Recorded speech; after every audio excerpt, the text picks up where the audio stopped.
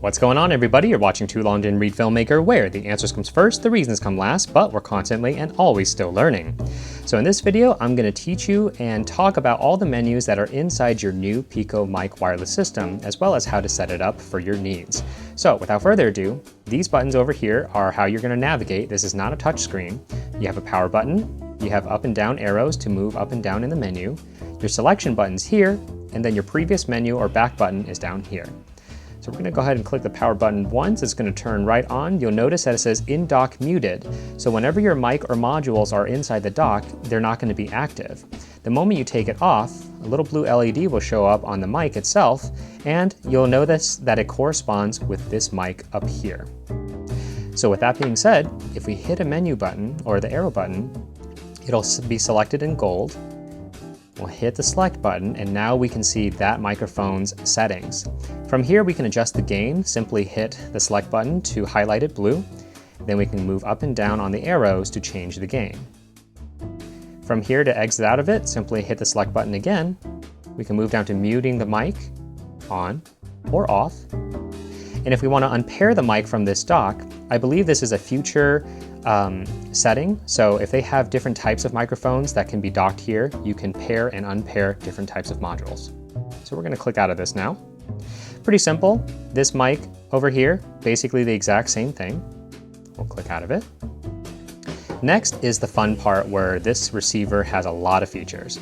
So we're going to go here. Out gain is simply how loud you want the receiver to output the signal. Again, you can select 0 dB is the highest, and it's also where the noise floor is the lowest. And you can go all the way down, but it's not necessarily recommended. You want to stay as close to 0 dB as possible. Get out of that. Next is output mode. Your cable is actually a TRRS, where it's got 3 black rings versus 2. So 3 black rings is TRRS. Generally speaking, if you're going into a smartphone, this is what you want to do. If you want to go into a DSLR or a computer, you want to make sure it switches to TRS. And yes, it does have an auto mode. I've never really used it, but because I pretty much know which one I'm going in for. That being said, when it comes down to the TRS, you have your choice of making sure the mic 1, which is actually this one right here, can go into the left channel and the right channel. I'm doing this now so that when I plug it into my DSLR, I can hear on both sides.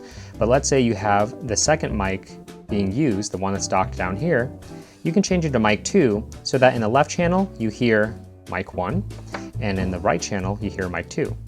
Or if you want to make sure that you can hear both of them through both channels in a mono setting, simply change it to mic plus 1 and 2. Lastly, with TRRS channel, you have pretty much the same thing. You can either have mic 1, mic 2, or both. Generally speaking, the TRRS is not a stereo signal like this one up here, so it's pretty much just one setting. Now the 0 test tone, this is where it gets really fun because you can actually calibrate it, and let me show you how. The last menu is actually the 0 dB test tone, which is really handy in terms of being able to calibrate this mic input going into my DSLR. So what you're going to do is you're going to turn it on. Sorry if this is hard to see. You'll notice that it suddenly turns red because this is a very loud signal. Now the first thing we want to do is in our GH4 here, we're currently at -12 dB, which is as low as it can possibly go. So we can't go any lower in terms of the camera itself. However, we can adjust the output gain here. So simply, we don't want that red to be there. We want to start going down on the gain, and now you'll notice that it's capped off where the red isn't. However, with this, what we want to do is we want to click up one more time, and it starts bouncing, or at least getting close to where the 0 dB is. So this is where we know how loud the receiver should actually go. We don't want to go higher and we don't want to go lower. We want to get it so that it's basically close to maxing out right at the edge.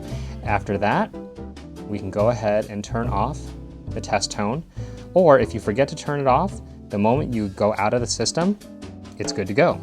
So now with this microphone here, basically you just told the camera and the receiver that it's never ever going to surpass 0 dB, which means you'll never clip out in the camera itself.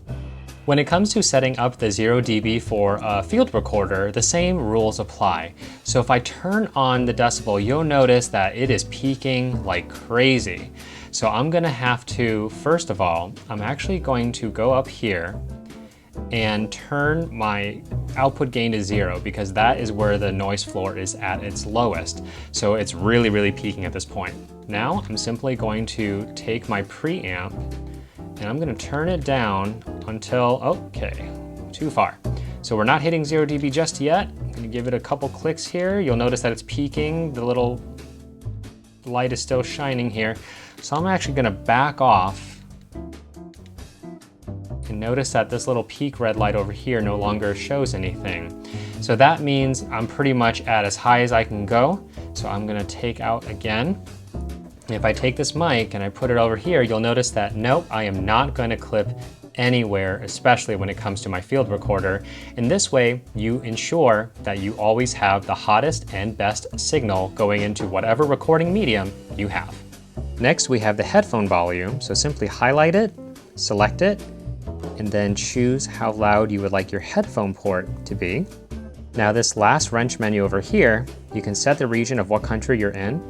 And then in terms of firmware update, when you go here, it's actually going to begin the process, and it actually gives you the set of instructions of what to do.